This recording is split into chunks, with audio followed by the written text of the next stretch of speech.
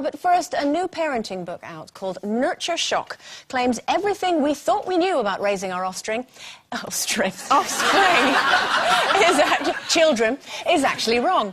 Now, one area they talk about is how much you should praise your children, claiming that parents should refrain from boosting up their children too much, as it could lead to them underperforming. They say that limit the amount of praise and focus on effort rather than achievement.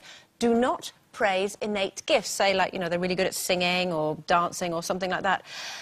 Is there such a thing as too much praise? And how much has praise affected you when you were growing up? Well, I just praise my kids all the time. I'm sorry, but I just do. I don't think you can praise them enough. They're under such stress, to be honest, at the moment, kids, with exams and having to achieve this, that and the other. I just think, you know, you really have to hand it to them that they're coping at all.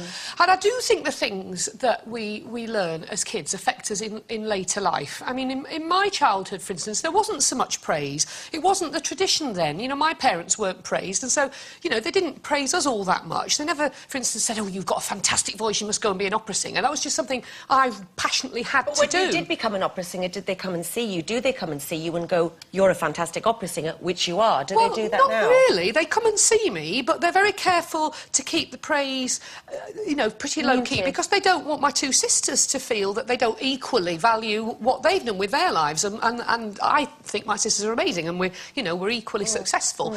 But I do worry. My dad, when I was a kid, for instance, he always had this idea, and I'm bless him for it, because he just wanted us to keep striving to be better. But he'd always want us to do the next better thing. He'd always say, yes, that's good, but you could try, you could do it better.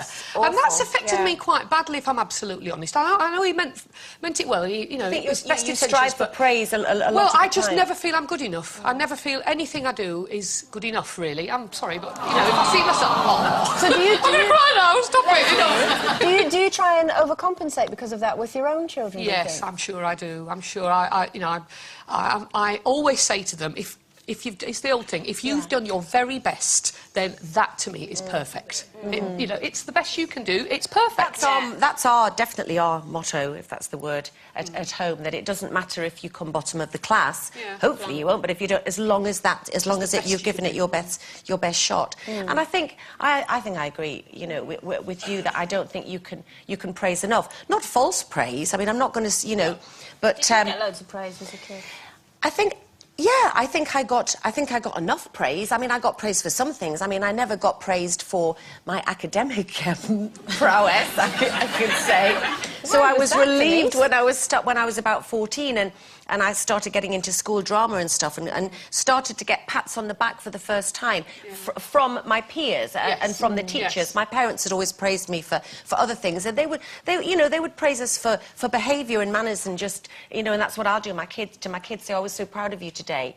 You know, the other night when we took Matthew out, and everyone was going, oh, what a lovely lad he is and everything, and I sort of praised him for that. I think there is a line, though, because it's like if you keep constantly, especially with a girl or whatever, you keep going, oh, do you know, you're so beautiful, look at her, isn't she beautiful, isn't my daughter beautiful? She could grow up to be a right vain old mood. Don't look at me.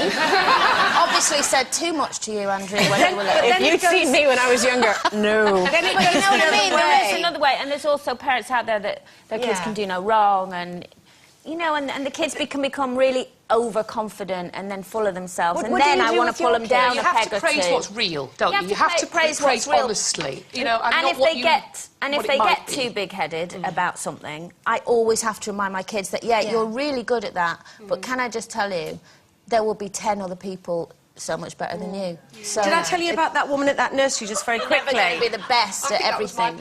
I went horse riding in Cornwall a couple of years ago, and there was this lovely girl I met who had left working in this nursery because she said the political correctness had just gone, just ridiculous.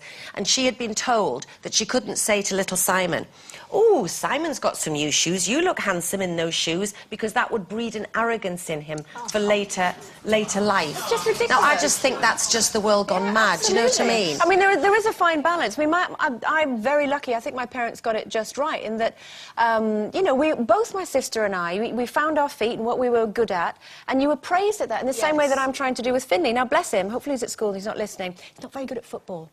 So we tried that, and we're like, yay! I will laugh if he's off sick today. I know, I hope not. You've ruined his life. But we found he's good at swimming. So now when he comes back, we say, oh, teacher says you're doing really well, and, you know, good for you, and it looks like you're really coming on. You know, you boost them up that way. But at the same time, he forgot his homework yesterday, so we got a real telling off. And so you sort of balance it that way. It's really interesting.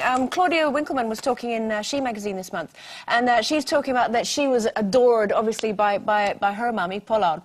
And, you know, basically, she'd get a massive round of applause for making a wonderful omelette, and it made her feel that she could go out and sort of conquer the world. So there is that sort of fine line there, really.